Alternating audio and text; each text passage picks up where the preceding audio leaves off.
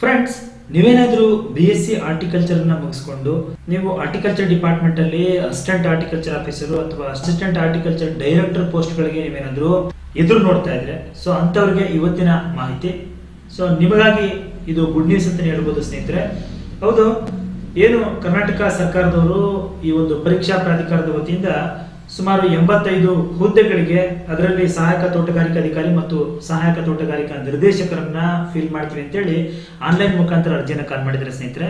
So ಬನ್ನಿ, ಅದಕ್ಕೆ ಸಂಬಂಧಪಟ್ಟಂತೆ ಹುದ್ದೆಗಳು ಎಷ್ಟಿದಾವೆ, ಸೊ ಯಾವ ರೀತಿ ಅರ್ಜಿಯನ್ನು ಸಲ್ಲಿಸಬೇಕು, ಅರ್ಜಿಯನ್ನು ಸಲ್ಲಿಸೋದಕ್ಕೆ ಪ್ರಾರಂಭಿಕ ದಿನಾಂಕ ಯಾವತ್ತು, ಕಡೆಯ ದಿನಾಂಕ ಯಾವತ್ತು, ಮತ್ತೆ ಈ ಒಂದು ಹುದ್ದೆಗಳಿಗೆ ವೇತನ ಶ್ರೇಣಿ ಎಷ್ಟಿರುತ್ತೆ, ಏನೆಲ್ಲ ವಿದ್ಯಾರ್ಥಿ ಇರಬೇಕು, ಮತ್ತೆ ಸೆಲೆಕ್ಷನ್ ಯಾವ ತರ ಇರುತ್ತೆ, ಸೊ ಎಲ್ಲದಕ್ಕೂ ಸಂಬಂಧಪಟ್ಟಂತ ಕಂಪ್ಲೀಟ್ ಇನ್ಫಾರ್ಮೇಶನ್ ಇವತ್ತಿನ ವಿಡಿಯೋದಲ್ಲಿ ತಿಳ್ಕೊಳ್ಳೋಣ.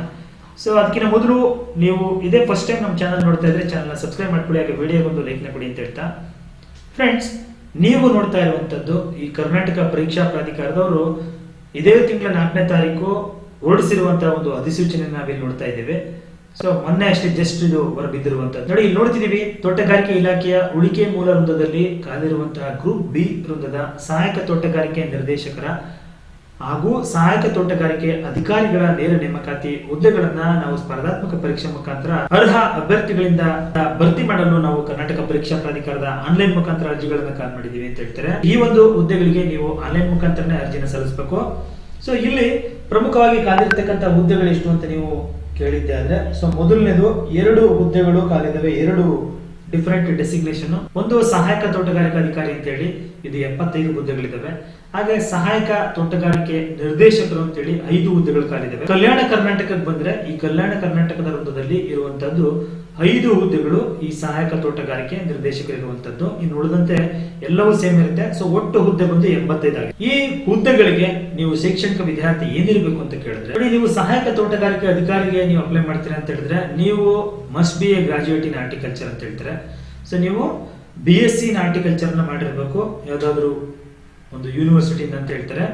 ಸೊ ಅದ್ರ ಜೊತೆಗೆ ಇದು accredited by Indian Council of Agriculture Research ಅಂತ ಹೇಳ್ತಾರೆ. ಇದು ICAR ಇಂದ ಈ ಒಂದು ಡಿಗ್ರಿ ನಿಮಗೆ ಸರ್ಟಿಫೈಡ್ ಅಥವಾ ಅಕ್ರಿಡೇಟೆಡ್ ಆಗಿರಬೇಕು, ಆ ಇನ್ಸ್ಟಿಟ್ಯೂಷನ್ ಅಥವಾ ಡಿಗ್ರಿ ಅಂತ ಹೇಳ್ತಾರೆ.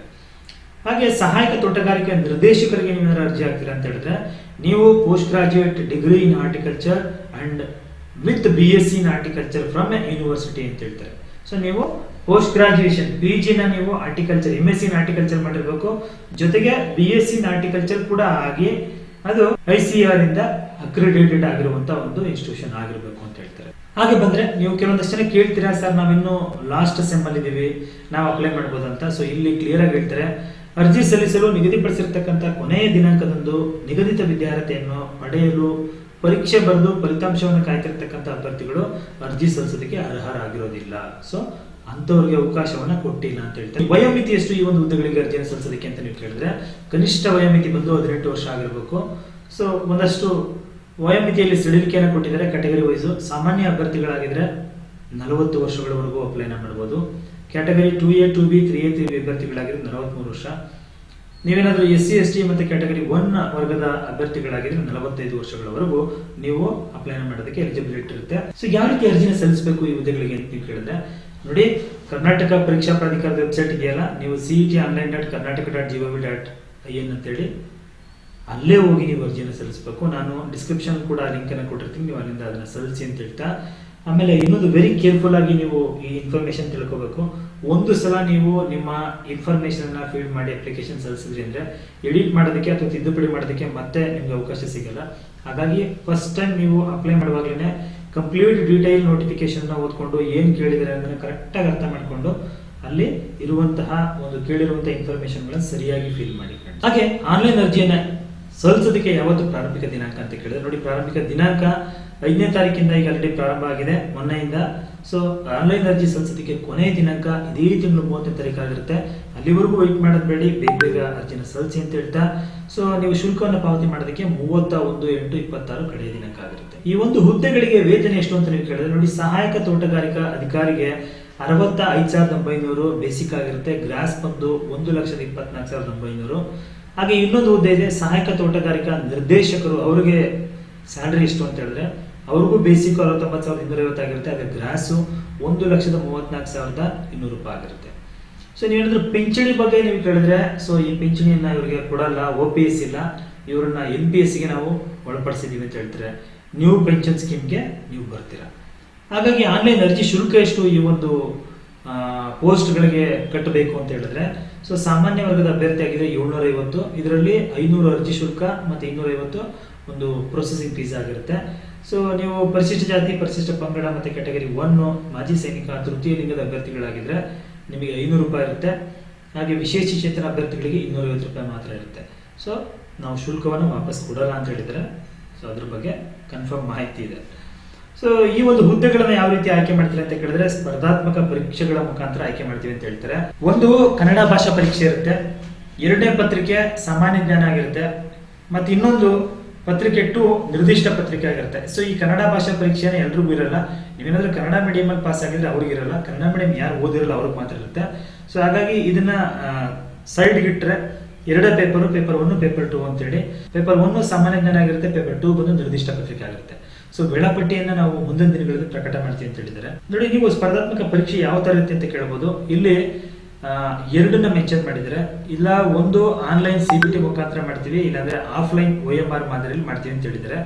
ಇನ್ನು ಯಾವ್ದನ್ನು ಕನ್ಫರ್ಮ್ ಮಾಡಿಲ್ಲ, ಎರಡನ್ನೂ ಹಾಕಿದ್ದಾರೆ. ನೋಡೋಣ, ಮುಂದಿನ ದಿನಗಳಲ್ಲಿ ಗೊತ್ತಾಗುತ್ತೆ. ಮತ್ತೆ ಪರೀಕ್ಷಾ ಕೇಂದ್ರಗಳ ವಿವರಗಳನ್ನು ಕೂಡ ನಾವು ಮುಂದಿನ ದಿನಗಳಲ್ಲಿ ತಿಳಿಸ್ತೀವಿ. ನೀವು ಅಭ್ಯರ್ಥಿಗಳು ಕಡ್ಡಾಯವಾಗಿ ನಿಮ್ಮ ಪ್ರವೇಶ ಪತ್ರಗಳನ್ನ ಆ ದಿನ ಡೌನ್ಲೋಡ್ ಮಾಡಿಕೊಂಡು ಒಂದು ಗುರುತಿನ ಚೀಟಿಯ ಒಂದು ಯಾವ್ದಾದ್ರು ಜೆರಾಕ್ಸ್ ಪ್ರತಿಗಳನ್ನು ತಗೊಂಡು ಬರ್ಬೇಕು ಅಂತ ಹೇಳ್ತಾರೆ.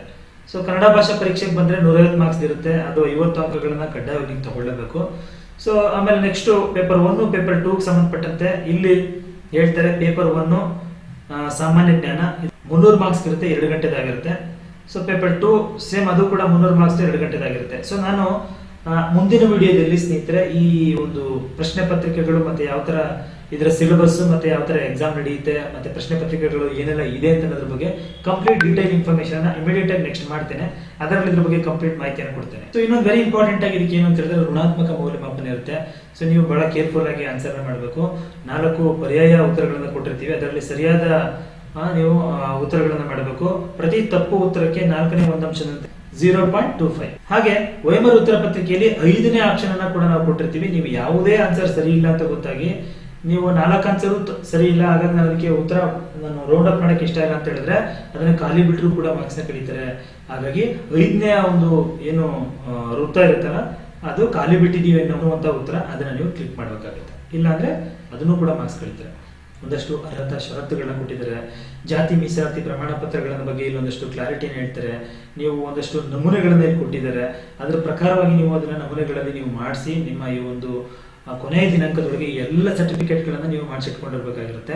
ತಮಗೇನಾದ್ರೂ ಹೆಚ್ಚಿನ ಮಾಹಿತಿ ಬೇಕು ಅಂತ ಹೇಳಿದ್ರೆ ನೋಡಿ, ಇಲ್ಲಿ ಕೆಳಗೆ ಕಾಣ್ತಾ ಇರುವಂತಹ ಮಾಹಿತಿ ಕೇಂದ್ರದ ನಂಬರ್ ಅನ್ನು ನೀವು ಸಂಪರ್ಕಿಸಬಹುದಾಗಿರುತ್ತೆ. ಸೊ ದೂರವಾಣಿ ಸಂಖ್ಯೆ ಬಂದು 080-2346-0460. ಮತ್ತೊಮ್ಮೆ ಹೇಳ್ತೀನಿ, 080-2346-0460.